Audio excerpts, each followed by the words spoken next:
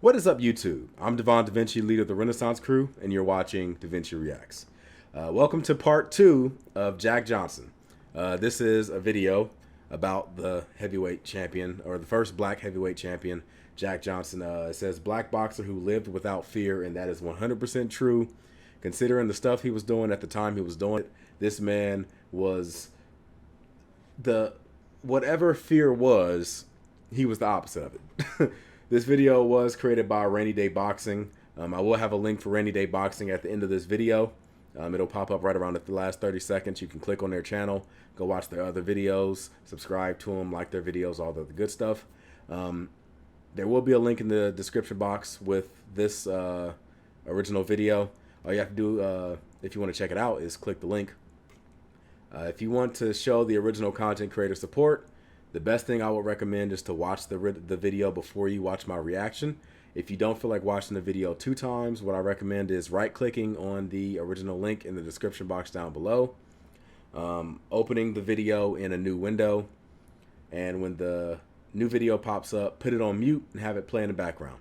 Normally, I would say when my video ends, their video will end, but I don't know that in this case, because this video is about 17 minutes long, and this is... The fact that I split it in half means I'm only going to have about, I'd say maybe 8 to 9 minutes of video that I'm going to be reacting to. So this video might be longer than that one. I don't know. Maybe. But show the original content creator support. That's the best that you can do. And, you know, if you like my video, you can always hit that like button and subscribe. Now, with that being said, let's get back into this. But whatever whites thought of him meant nothing to Jack. In fact, Johnson seemed to ensure he was hated rather than loved. No one told Johnson what to do. He was an original He heel. lived as a free man. Jack Johnson had to be the bravest man in America. I'm amazed at what he did publicly that many would not dare to do privately. With the victory, Johnson became bolder than ever, flaunting his title and his women. The white man's burden had become the white man's master. He loved crossing the color line.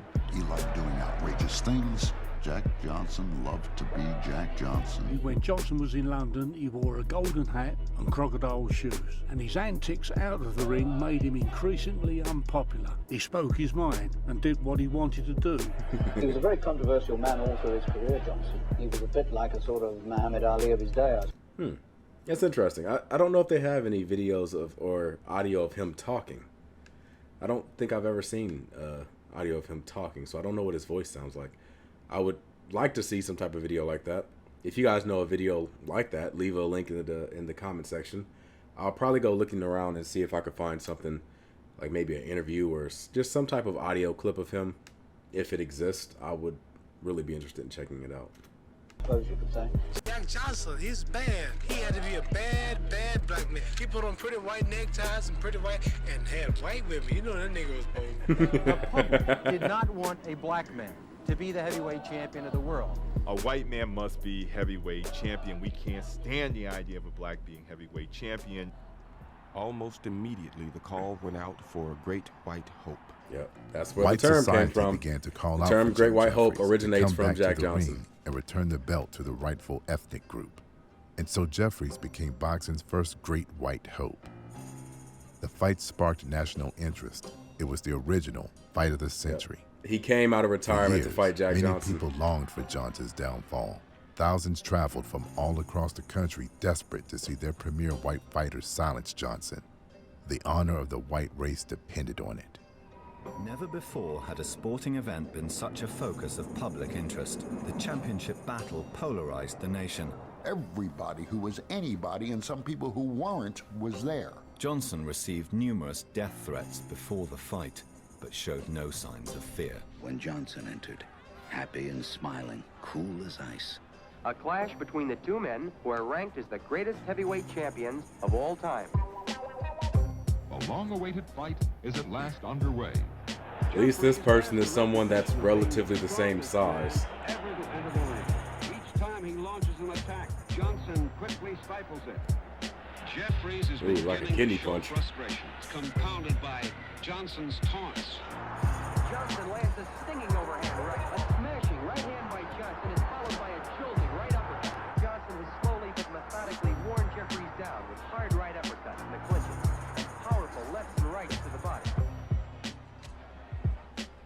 Could you imagine a fighter like Mike Tyson back in that day? I just put Mike Tyson in that era. The man would murder people in the ring. The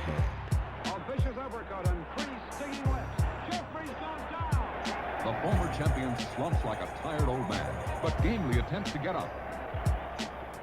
Referee Tex Rickard holds Johnson away. Yeah, this was back when they didn't have any 8 counts. They didn't have any neutral corner situations. You knocked somebody down, you sat on top of them until they got up, and as soon as they got up, fight resumed. There was no counting, no nothing, just immediately back in action. But Jack smashes Jeffries through the ropes. One of the most unusual incidents in heavyweight history, as the Jeffries corner and some of the media at ringside actually helped the former champion back on his feet. Nowadays, that would be a disqualification. Showing the mark of a great champion, finishing off his opponent. The champion drives him across the ring. Nowadays, that would have been a disqualification. He who had never been knocked down was knocked down repeatedly. After 15 bloody, one-sided rounds, Jeffries' corner called it quits. Jack Johnson had won. Nobody cheered. People filtered out of the stadium as if it was a wake, as if they were mourning the passing of something, which they were. It was a triumphant moment Jeffries' for Johnson career, that's what they were all mourning. Black America. But white society had lost, and they would take out their disappointment on the blacks. Race riots erupted across the country, unleashing a wave of animosity, racial hatred, and killings. So people went out and actually killed and murdered people because they were upset that Jack Johnson beat their boy. And yeah, these are actual photos of the time.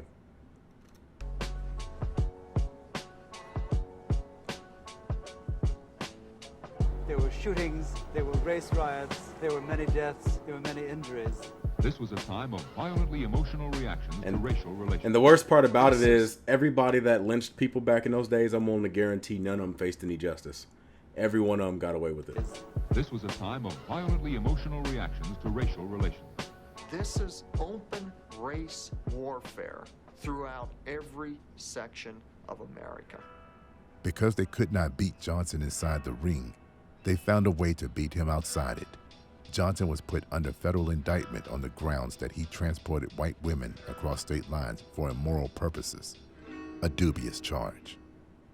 The Attorney General of America was first approached to use this against Jack Johnson. He understood, we can't do this. This is a travesty. I think Jack Johnson's reaction initially was, the man's after me again. I can deal with it. If I put money in enough palms, this too will pass. Taking only 2 hours to reach a verdict, Johnson was convicted by an all-white jury and sentenced to a year and a day in federal prison. Johnson was forced to flee the country to avoid prison time. Over the next 5 years, while exiled from his home, he would fight only 5 times, his bank account drying up and his fighting skills beginning to erode.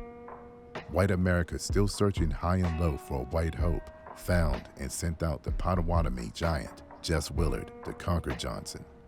They met in Havana, Cuba, 1915.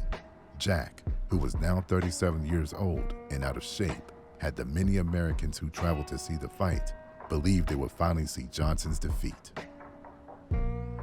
He tries for a knockout in the first 8 rounds and throws everything he has at Willard. Willard is cut, Willard is red, Willard is beaten, and Willard doesn't move a step. He just takes everything.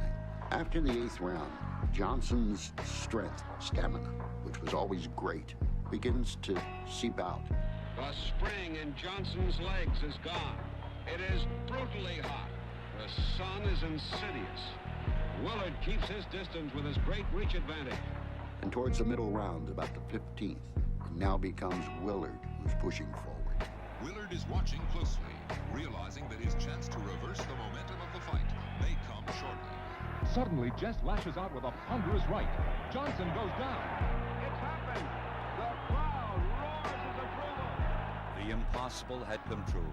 The search for the Great White Hope was over. Jack Johnson had been dethroned. The partisan crowd goes wild. After 7 years, the legendary champion's reign had ended. Upon his return to America, Johnson submitted to the law and did his time without complaints. He kept fighting for 16 years after his loss to Willard and competed in exhibitions until the time of his death. In his era, he was what haunted the nightmares of many, but today, his legacy is an endless source of inspiration to all those who need uplifting. Although experiencing a life filled with pain, adversity, and constant battles with prejudice, he never surrendered his pride. He was a man who lived without fear. No question, the man had a stormy life and in many ways a tragic life. Jack Johnson deserves his place among the boxing greats.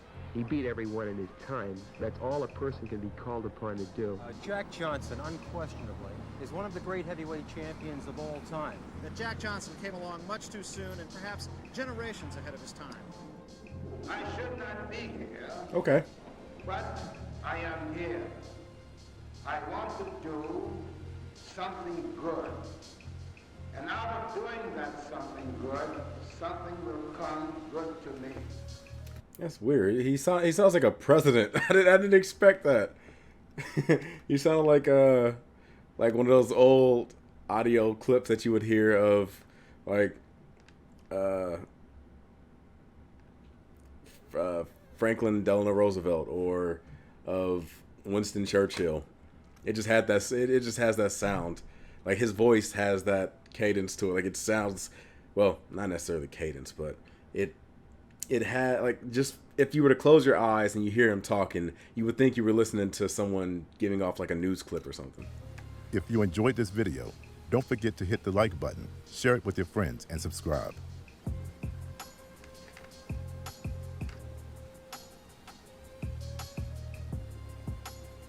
It says top 8 ridiculous late stoppages in boxing history.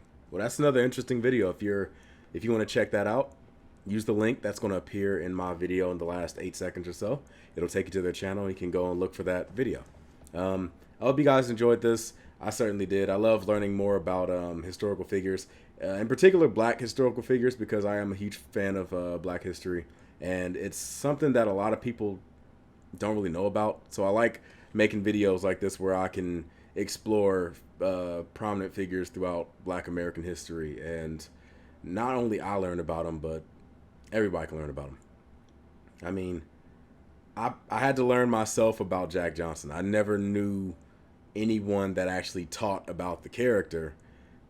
It's something I had to go out of my way to find out about. Like, you learn about Muhammad Ali, you learn about Joe Louis, you learn about Sugar Ray Robinson, you learn about Mike Tyson, you learn about Sugar Ray Leonard, like all the other figures, but Jack Johnson is always one that just like kind of gets lost in the cracks.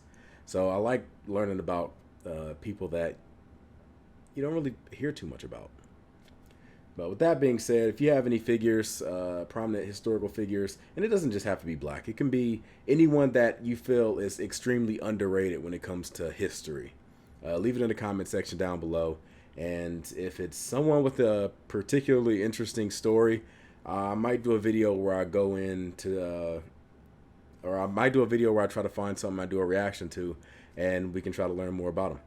Now, with that being said, I'm going to give you the deuces. I'm Devon DaVinci. Hopefully you've been a little more enlightened. I look forward to seeing what you guys have to say in the comment section. I'm going to give you the deuces, and I'm signing out. Deuces.